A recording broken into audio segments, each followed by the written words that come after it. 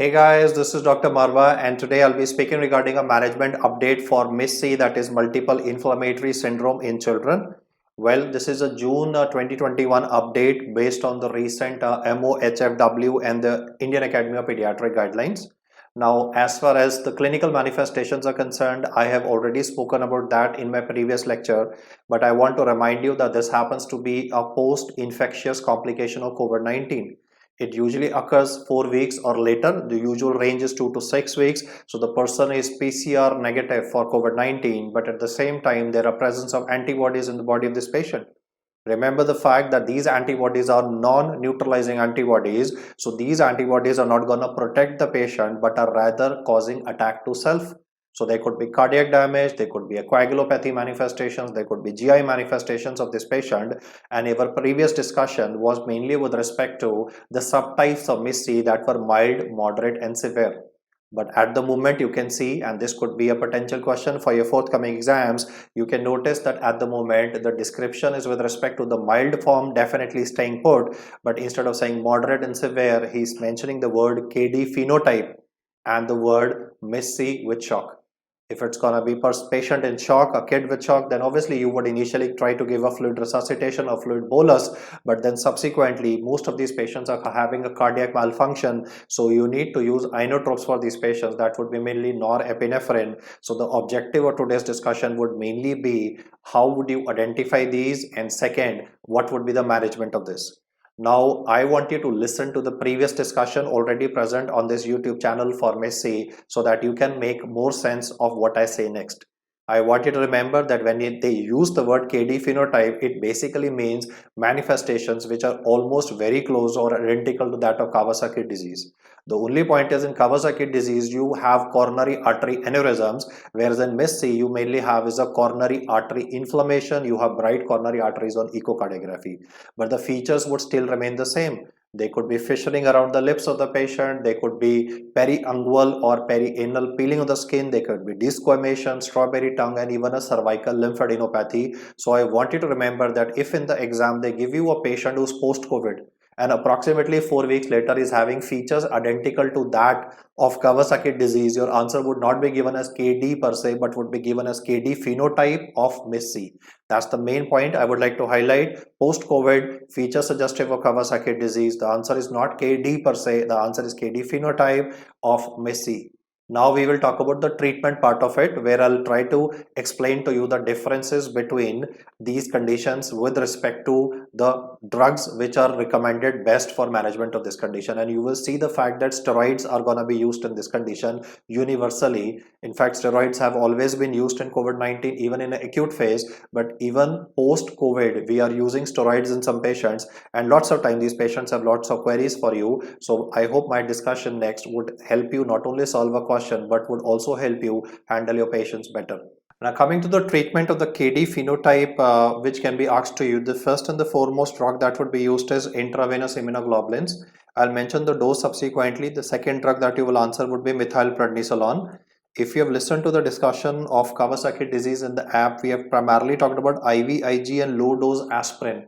But in the Kd phenotype of MIS-C, you would be answering intravenous immunoglobulins, then is methylprednisolone, and then you will also talk about low dose aspirin per se.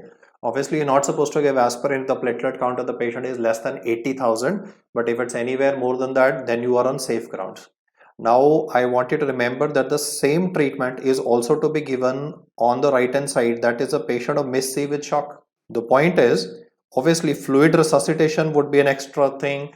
Inotropes would be an extra thing on the right hand side because the patient is present in shock. But then the query from a lot of you would be, then if it's gonna be the same treatment, I mean, why so much of fuss about it and so much of hue and cry about it? So all I want to say is that these represent the different spectrum of the same disease. So when it comes to a patient who's in shock, then the dosage of methylprednisolone that you will be using will be relatively higher.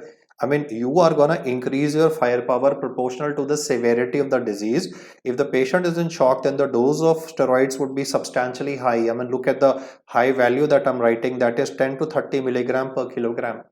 Whereas when you read about the Kd phenotype, the dosage of methylprednisolone is something in the range of 1 to 2 milligrams per kilogram of body weight. The IVIG dosage is gonna be same for both of them. The max dose of IVIG that you can give is 100 grams, and usually the formula that is used in pediatric age group is 2 grams per kg. That is uniform. I want to highlight once again, IVIG, the dosage is same. The aspirin component is gonna be same, but it is methylprednisolone whose dosage is gonna vary.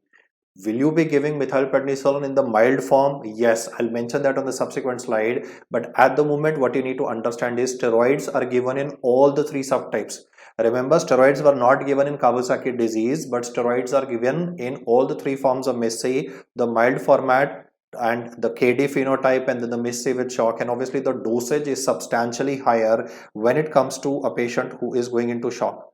IVIG is used only in two of them. It's not used in the mild format. It is only for the Kd phenotype and MIS-C with shock. So it's unlikely that he will ask you about IVIG per se, because that's easy to remember, standard dose in both the subtypes. But the dosage of steroids in mild is again 1 to 2, in Kd phenotype is 1 to 2, but the dose is substantially higher when it comes to the severe variety, and the low dose aspirin is going to be the same.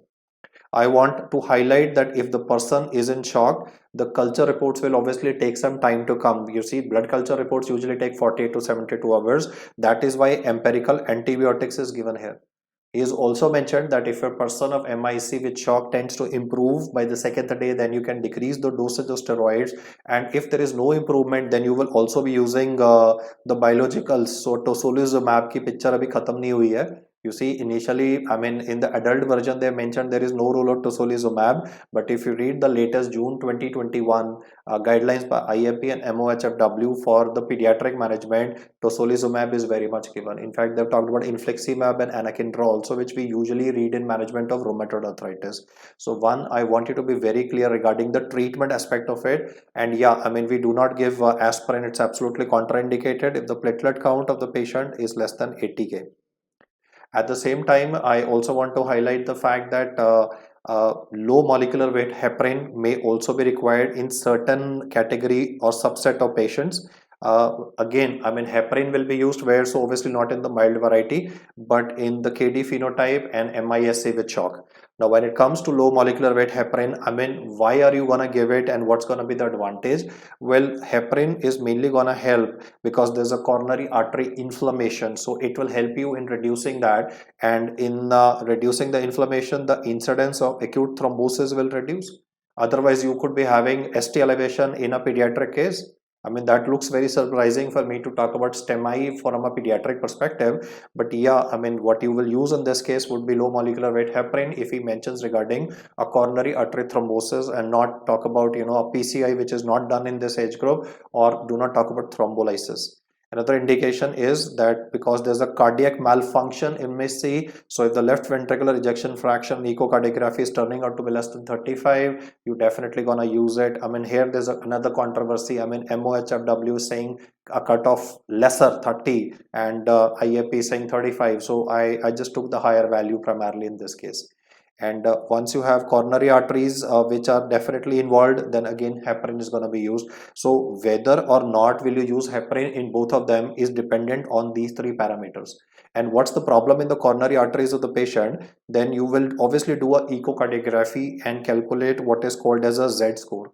If the Z score of the patient is more than 10, or for that matter of fact, if you're able to pick up aneurysm, which is relatively rare, then either of the two circumstances, heparin is anyway to be added. And would you be managing a patient of mild MIS-C with steroids? For the management of the mild variety, which may also be written as MIS-C without shock, I repeat the fact once again, mild variety could be written as MIS-C without shock, you would be using steroids.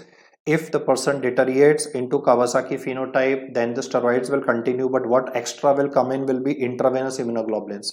Aspirin is uniform for all the three varieties. I repeat the fact once again, aspirin is common for all the three varieties. It is decision to add intravenous immunoglobulins and decision to start heparin, which is of paramount importance. And obviously, if a person or a child is brought late, he could deteriorate and go into MIS-C with shock as well, where you go with all your firepower. I mean, you are using methylprednisolone 10 times or normal, as I highlighted. You would be using heparin in the patient because of coronary artery inflammation, intravenous immunoglobulins, and obviously aspirin as well. And if the patient is not improving, then the role of biologicals will obviously come in, and the name of that I've already highlighted. So this is a small table which I definitely would like you to remember for the forthcoming exams. It will just take a few minutes of your time to just get familiarized with it, and I'm very sure that you'll come out with flying colors. Thank you so much for your patience and hearing me out.